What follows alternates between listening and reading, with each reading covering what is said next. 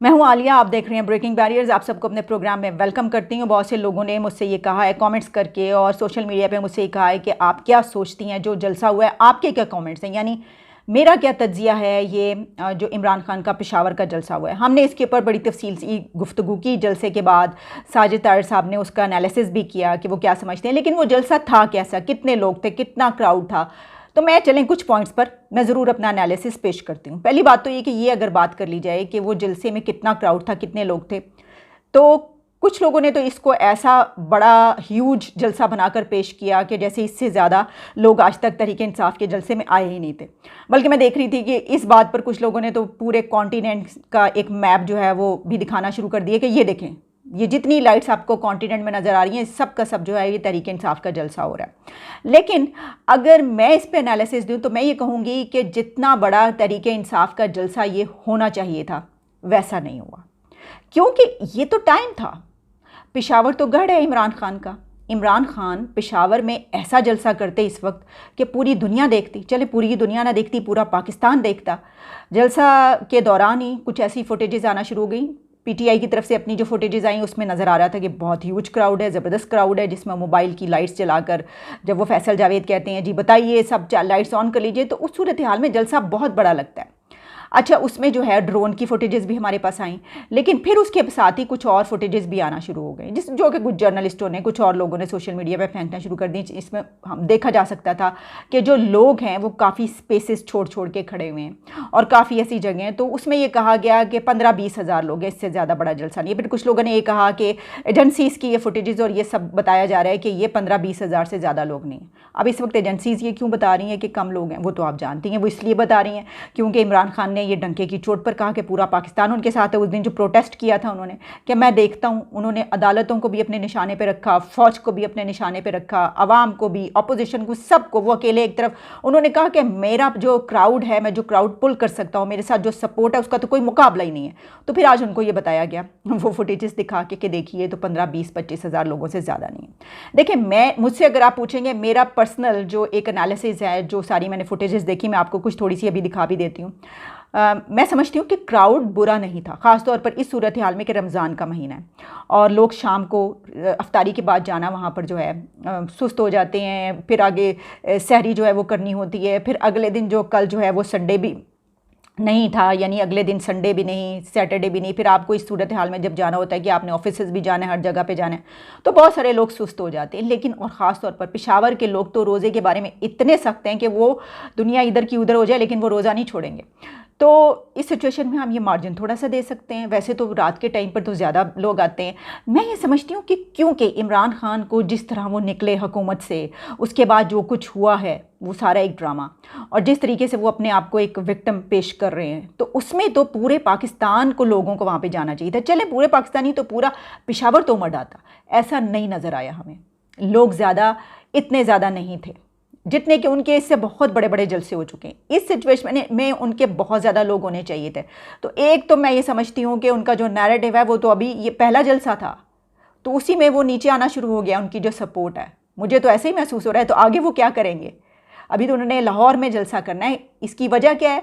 इसकी वजह आप ये समझ लीजिए कि इस वक्त उनके पास ना तो वो गवर्नमेंट में है, ना तो स्टेट मशीनरी उनके पास है, स्टेट मशीनरी की सपोर्ट है, ना स्टेट की सपोर्ट है, और ना ही उनको जो वो कहा जाता है ना, उनके ऊपर तंज की जाती, क्रिटिसाइज़ किया जाता है कि इनके एटीएम कार्ड्स जो हैं वो तो कुछ लोग हुआ करते थे जिसमें जहांगीर तरीन, अलीम खान, इनके नाम लिया जाते थे कि तो वही हमेशा जलसे करवाया करते थे बड़े से बड़ा। या फिर ये कि आपको पता ही जिनका हाथ सर पे उनके था, उनकी हमेशा से आशीर्वाद थी और वो बड़े बड़े जलसे करवाया करते थे 2011 से लेकर अब तक।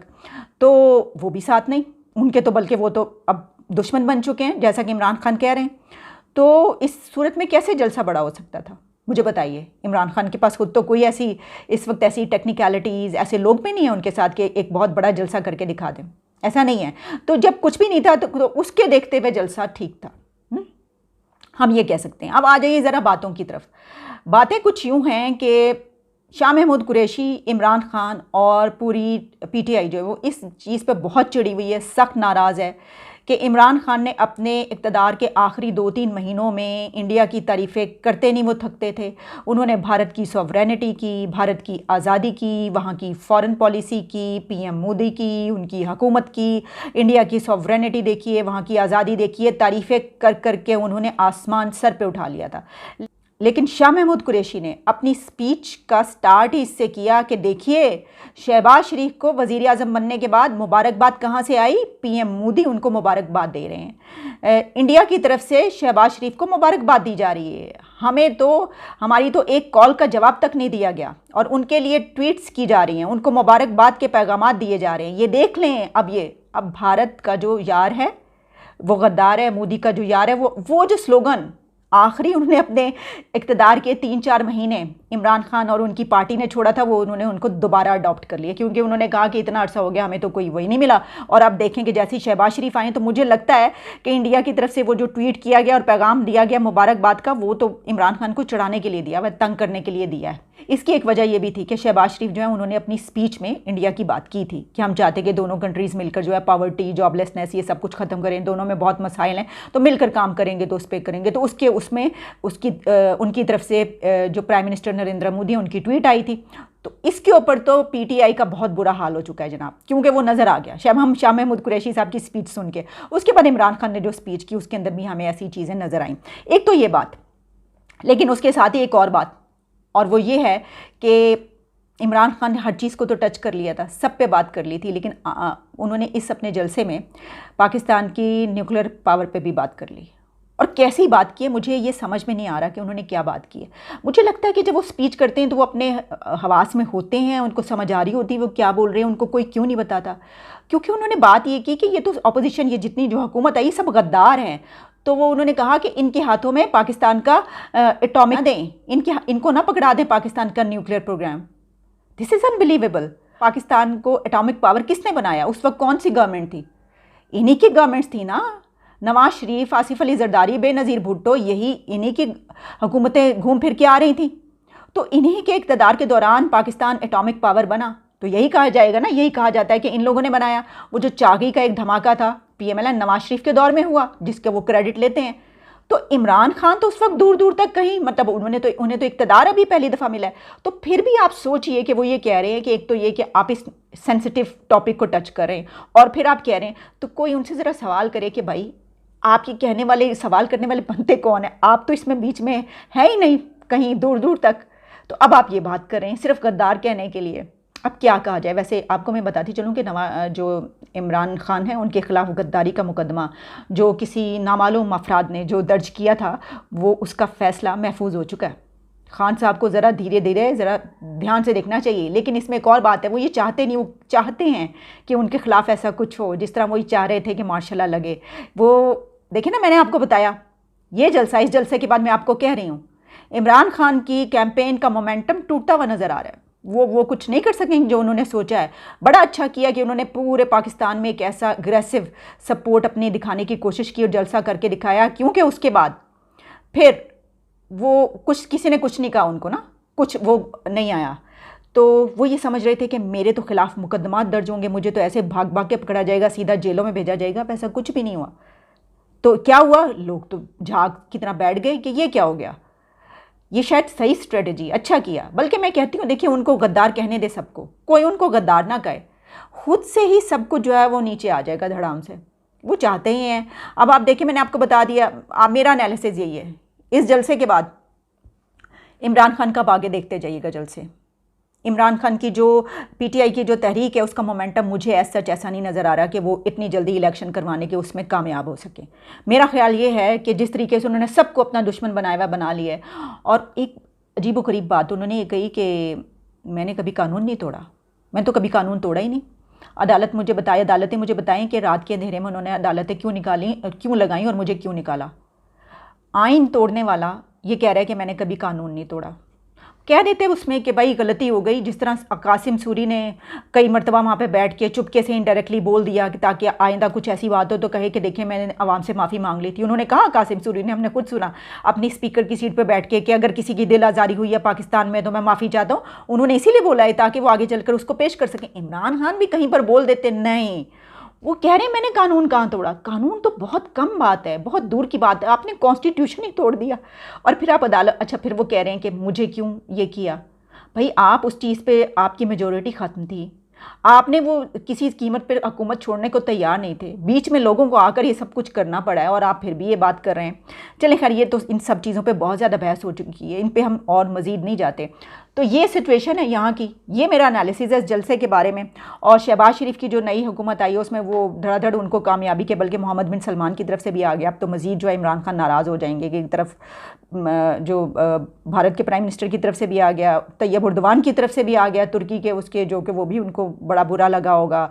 फिर और तो और बाइडन हुकूमत की तरफ से भी आ गया, उनके जो स्पोक्स पर्सन है उन्होंने भी कहा है कि हमारे बड़े अच्छे जो हैं वो ताल्लुकात हैं और इनकी जो है वो हमारी जो मिलिट्री एक रिलेशनशिप है वो भी चलती है, तो हम कोई भी हुकूमत जो आएगी उनके साथ अच्छे ताल्लुक रहेंगे, तो ये वाली हुकूमत के साथ भी। तो अब तो वो कहेंगे कि देखें मैंने तो कहा था कि मेरी साजिश से ही उतारी गई है। मैं आपको एक और बात बता दूँ कि जो साजिश की बात हो रही है, जो कि मेरे मुताबिक मैं ये समझती हूँ, ठीक है, आप कोई कुछ भी कहे कि मेरे पास सबूत है, मेरे पास सबूत नहीं है, लेकिन फिर भी एक ऑब्जर्वेशन भी होती है, हर चीज़ इंसान देखता है। हम तो कह रहे हैं इन्वेस्टिगेशन करवाएं, देखें वो जो पार्लियामेंट्री इन कैमरा ब्रीफिंग है उसमें पता चल जाएगा कि ये जो साजिश हुई है या नहीं हुई है, क्या हुआ है। ठीक है, इन कैमरा ब्रीफिंग आप क्यों नहीं करवाने दे रहे, आप क्यों भाग रहे हैं? आप इसलिए भाग रहे हैं क्योंकि आपको ये है कि एम्बेसडर को बुलाया जा रहा है, तो अब तो क्या होगा, खुद भी आप फंसने जा रहे हैं। तो मैं ये समझती हूँ कि ये गलत है, कोई साजिश अमेरिका से नहीं हुई। भुट्टो के नक्शे कदम पर चलते हुए इमरान खान भुट्टो से इतनी करिश्मेटिकली जो है वो, उनके करिश्मे से जो है वो इतना मुतासिर हैं, इतना इम्प्रेस्ड है कि वो स्टार्ट से ही, मैं देख रही हूँ कि 2018 से भी पहले 2017 से मेरा ख्याल है कि वो बार बार भुट्टो का नाम ले रहे हैं, वो उसको अपना जो है वो करते जा रहे हैं। बल्कि लाइव मैंने उनकी जब तकरीर सुनी है तो उन्होंने कहा एक जगह पे खड़े होके कि वो अगर कोई यहाँ पे लीडर था तो वो भुट्टो था। फिर उनको एहसास होता है कि अच्छा मैं अपने आप को थोड़ा कम कर देता हूँ, तो साथ ही उन्होंने कहा कि ओ छोड़ें, भुट्टो भी कुछ नहीं था। ये मैंने खुद सुना हुआ है उनसे। तो बात ये है कि वो भुट्टो को अपना वो कहते हैं कि मैं ऐसा करिश्मेटिक बनूँ, ठीक है, वो करिश्मेटिक हैं, इससे वो नहीं है, वो एक बड़े लीडर है, लेकिन उन्होंने अपने आप को छोटा कर लिया अपनी गलतियों की बिना पर।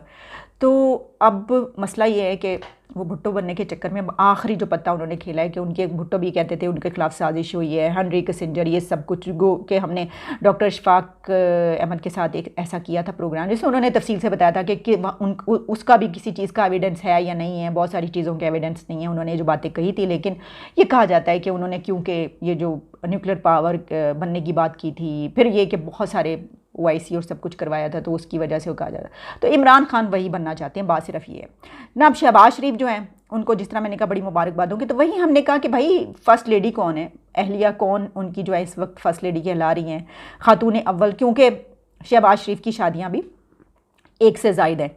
तो तहमीना दुरानी जो उनकी बेगम साहिबा, वो नज़र आया, मैंने जियो में एक पढ़ी थी ख़बर, तो मुझे पता चला कि तहमीना दुरानी से कोई इंटरव्यू किया है, तो उन्होंने कहा है कि उनको फ़र्स्ट लेडी के तौर पर उन्होंने उनसे बात की है कि आप जो हैं वो जो सेरेमनी थी उसके अंदर आप क्यों नहीं आई। तो उन्होंने कहा कि जहाँ इतने ज़्यादा लोग उनकी मदद करने को मौजूद हों तो वहाँ पर जो है वो, मैं ये समझती हूँ कि उनको इसके लिए काम बहुत ज़्यादा करना पड़ेगा। और उन्होंने कहा कि ये पहाड़ जैसी जो है ज़िम्मेदारी अब उनके कंधों पर, और मुझे तो लगता है कि मेरे कंधों पर भी आ पड़ी है।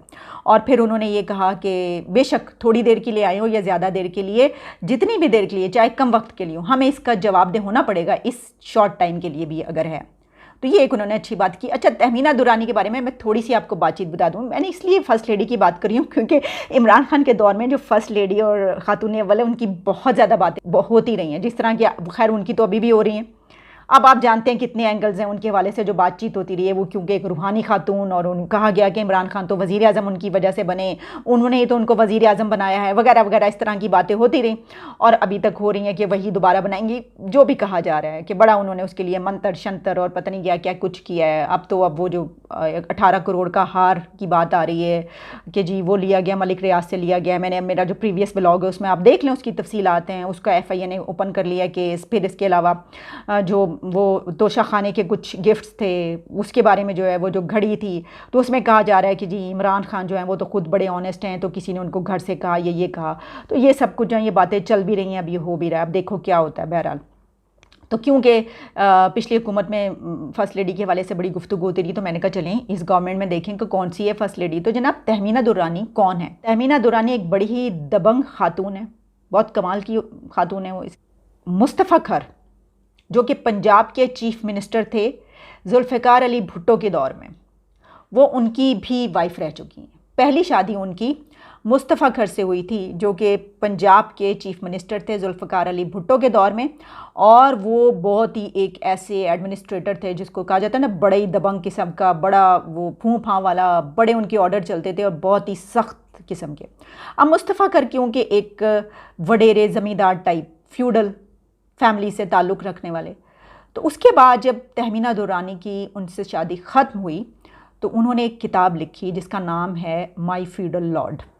ये वही तहमीना दुरानी है जिनकी किताब माई फ्यूडल लॉर्ड बहुत मशहूर है। उस किताब में उन्होंने, तहमीना दुरानी ने अपनी लाइफ के बारे में लिखा है कि उनकी मुस्तफ़ा खर जब वो चीफ मिनिस्टर थे पंजाब के उस वक्त कैसी ज़िंदगी उनके साथ गुजरी।